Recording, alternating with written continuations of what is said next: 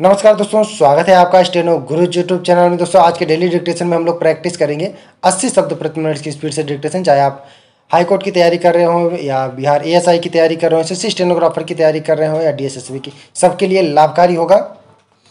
पूरे 10 मिनट का डिक्टेशन होगा और 80 शब्द प्रति मिनट की स्पीड से रहेगा। यह डिक्टेशन दोस्तों हमारी मासिक पत्रिका के भाग 1 से रहेगा, जिसका अभ्यास 15 और 16 है। अगर इसका पीडीएफ आपको चाहिए तो वीडियो के डिस्क्रिप्शन में लिंक दिया गया है, वहां से डाउनलोड कर सकते हैं। दोस्तों डिक्टेशन लिखने के बाद आप अपना बहुमूल्य सुझाव हमें कमेंट बॉक्स में जरूर देना, ताकि आने वाले वीडियो में हम और बेहतर कर सकें। बाकी जानकारी आप दोस्तों मेल से भी प्राप्त कर सकते हैं। हमारी मेल आईडी है studyforstenographer@gmail.com। तो ज़्यादा समय न लेते हुए चलिए शुरू करते हैं। Ready start.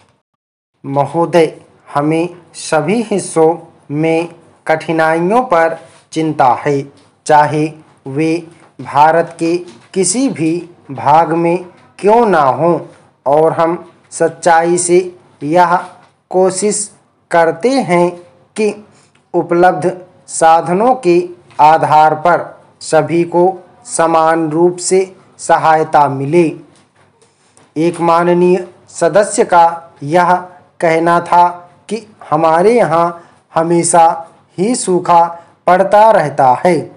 मुझे कहने की अनुमति दें कि इस प्रकार के आम वक्तव्य स्थिति को बढ़ा चढ़ाकर और अति सरलीकरण के साथ पेश किए जाते हैं, जबकि हमारे सामने बहुत गंभीर प्रश्न उपस्थित हैं।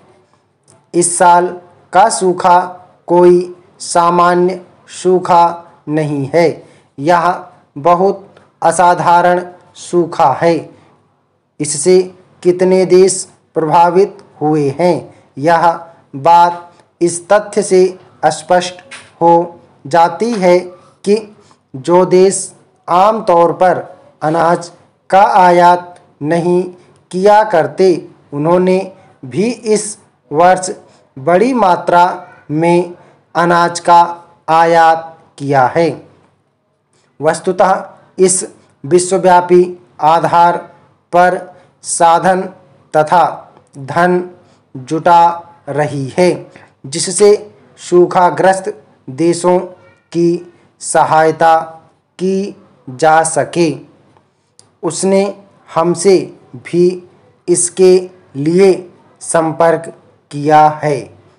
हमें इस कठिन वर्ष में भी मामूली आयात ही करना पड़ा है, क्योंकि हमने कृषि के क्षेत्र में पर्याप्त प्रगति कर ली है और अनाज का सुरक्षित भंडार बनाया है। मैं उन माननीय सदस्यों से सहमत नहीं हूँ जो सोचते हैं कि आयात एक लज्जाजनक उपाय है। अध्यक्ष महोदय, 14, 15 और 16 फरवरी को होने वाली कार्य समिति की बैठक के प्रस्ताव में निम्नलिखित बातों पर विशेष जोर दिया गया। आंदोलन का सूत्रपात गांधी जी और उनके द्वारा चुने गए लोगों द्वारा किया जाएगा और पूर्ण स्वराज्य की प्राप्ति के लिए इस आंदोलन को अहिंसात्मक ढंग से चलाया जाएगा। सभी कांग्रेस जनों तथा अन्य लोगों को सत्याग्रहियों के साथ सहयोग करके उनकी मदद करनी चाहिए। सामूहिक विनय अवज्ञा आरंभ होने की स्थिति में भारतवासियों का आह्वान किया गया था कि सरकार को कोई स्वैच्छिक सहयोग देना बंद कर दें। अंत में नेताओं की गिरफ्तारी की हालत में भारत की जनता खुद कांग्रेस संगठन को चलाएगी और आंदोलन का नेतृत्व करेगी। प्रस्ताव में यह नहीं बताया गया था कि आंदोलन के सूत्रपात का वास्तविक स्वरूप क्या होगा। आंदोलन आरंभ होने से पहले बहुत से कांग्रेस कार्यकर्ताओं के मन में शंका थी कि इसका अंत और परिणाम कैसा और क्या होगा। हालांकि गांधी जी ने कह दिया था कि यह आंदोलन अंत तक चलेगा। यह भी सवाल उठाया गया कि कहीं पिछली बार की भांति इस आंदोलन को भी बीच में रोक तो नहीं दिया जाएगा। स्मरणीय है कि पिछली बार 1922 में चौरी चौरा की घटना के बाद आंदोलन स्थगित कर दिया गया था। अपनी आत्मकथा में जवाहरलाल ने इसे इस प्रकार बताया है। महात्मा गांधी जी के अनुसार अहिंसा का तरीका ही एकमात्र सही रास्ता है और सही ढंग से इस तरीके पर काम किया जाए तो अमोघ तरीका है। गांधी जी का यह रवैया अन्य नेताओं और कार्यकर्ताओं को नापसंद था। अतः हमने उनके साथ चर्चा की और उनकी बात से हमें ऐसा लगा कि अब उनके चिंतन की दिशा में कुछ परिवर्तन हुआ था और अब यह आंदोलन शुरू हुआ तो किन्हीं हिंसा की छुटपुट घटनाओं के कारण आंदोलन को स्थगित करने की जरूरत नहीं थी। दूसरी ओर संयुक्त प्रांत और पंजाब की नौजवान सभा और बंगाल की युगांतर पार्टी हिंसात्मक कार्रवाइयों की तैयारियां कर रही थीं, विशेषकर निहत्थी जनता पर सरकार के जुल्म का बदला लेने के लिए। इसके बाद ही गांधी जी ने यंग इंडिया के स्तंभों में अपने विचारों का खुलासा करना शुरू किया।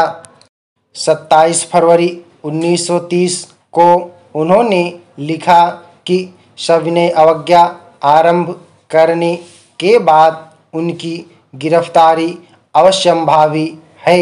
1922 में अपनी गिरफ्तारी से पहले उन्होंने लोगों से कहा था कि वे शांति रखें और कोई प्रदर्शन आदि ना करें, किंतु इस बार उन्होंने इससे हटकर कहा, इस बार मेरी गिरफ्तारी के बाद मौन निष्क्रिय अहिंसा का रवैया नहीं अपनाया जाएगा, बल्कि इस बार सक्रिय ढंग की अहिंसा का प्रदर्शन किया जाएगा ताकि अहिंसा में विश्वास रखने वाला एक भी व्यक्ति जेल से बाहर या जिंदा न रहने पाए। हर व्यक्ति का कर्तव्य होगा कि वह मेरे उत्तराधिकारी अथवा कांग्रेस की सलाह के अनुसार सविनय अवज्ञा प्रतिरोध में हिस्सा ले। स्पीकर महोदय, वास्तव में समस्या बड़े उद्योगों और ग्रामोद्योगों में सामंजस्य स्थापित करने की है। सभी उद्योगों का उद्देश्य उत्पादन बढ़ाना और आर्थिक दृष्टि से देश को समृद्ध करना है।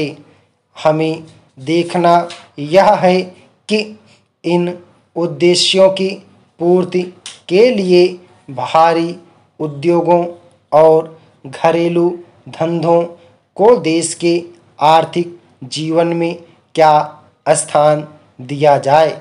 मैं मानता हूँ कि ग्रामोद्योग तभी पनप सकते हैं जब उनके लिए पूरी सुविधाएं हों और एक विशेष प्रकार का वातावरण पैदा किया जाए।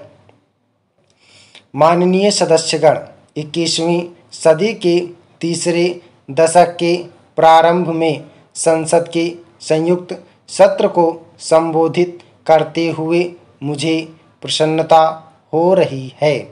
मैं पुनः नए वर्ष की शुभकामनाओं के साथ सभी संसद सदस्यों को इस ऐतिहासिक अवसर का साक्षी होने के लिए बधाई देता हूँ।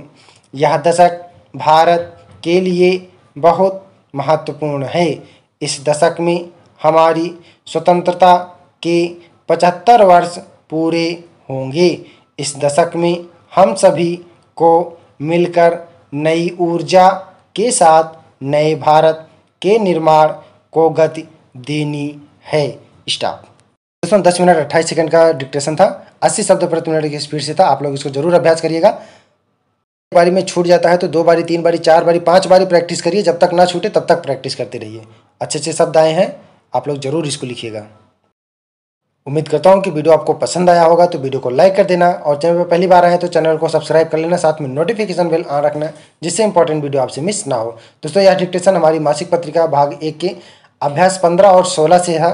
अगर इसका PDF आपको चाहिए तो वीडियो के डिस्क्रिप्शन में लिंक दिया गया है, वहाँ से डाउनलोड कर सकते हैं। तो मिलते हैं अगले वीडियो में नए डिक्टेशन के साथ। तब तक के लिए बाय। Thanks for watching. जय हिंद, जय भारत।